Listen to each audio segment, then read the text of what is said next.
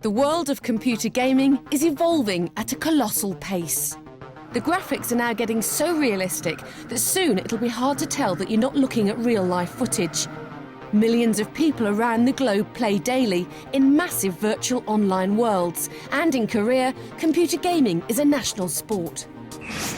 But let's stop for a moment and think about where it all started.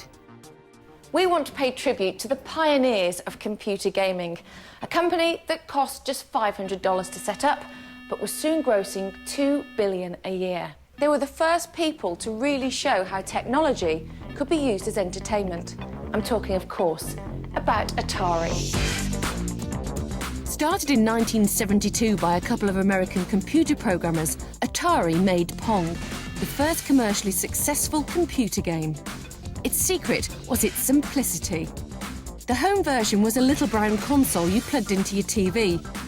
But it only played Pong, and pretty soon, people started to want more games.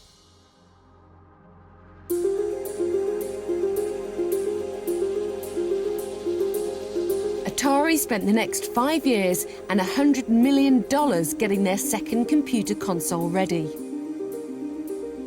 The 2600, the godfather of modern consoles and the best-selling game system of all time. And the key was this slot here. It meant that you weren't just limited to playing Pong anymore. Now, you could load other games. The 2600 was hugely advanced, real cutting-edge stuff for 1979. But a console is only as good as the games you play on it. And to be a real success, what the 2600 needed was a killer application. A game so good and so addictive that everybody wanted to play it.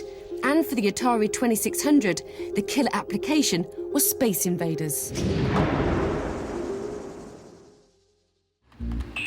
In the early 80s, everybody was Star Wars crazy, so anything to do with space was hugely popular. All around the world, arcades were crammed full of people queuing to feed the slot machines to get their Space Invaders fix. But Atari's 2600 offered a way of enjoying the game at home, and in 1982, they sold 8 million consoles. Atari were America's fastest growing company, and the 2600 was on the top of every family's wish list. But then, in 1983, it all went wrong. As software writers tried to cash in on the success of the 2600, more and more games were hurriedly programmed and rushed to market. But people were getting fed up with the abundance of poor quality games. The Atari 2600 version of Pac-Man was notoriously bad. In fact, it's rumoured that millions of unsold copies of games were secretly buried by Atari in landfills across America. 1983 was also the year that home computers started to become popular. Parents would rather buy their kids something educational rather than just a pure games console. Atari's dominance was over, and they never regained it. In 1989, they spluttered back into life with the Atari Lynx, the first ever handheld games console with colour graphics. But the problem was the Nintendo Game Boy was half the price, half the size, and came with a phenomenon known as Tetris. So, no matter how good the Lynx was, it didn't stand a chance. And it disappeared without trace.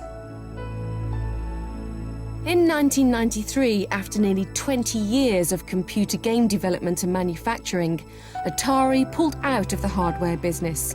The company, as we knew it, no longer exists. Today you can buy all-in-one joysticks loaded with the classic games, but it's still the original Atari 2600 that games connoisseurs try and hunt down.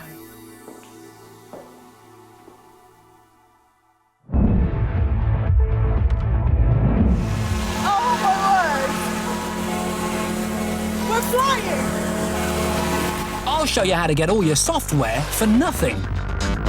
We visit Bang & Olufsen's Danish torture chamber.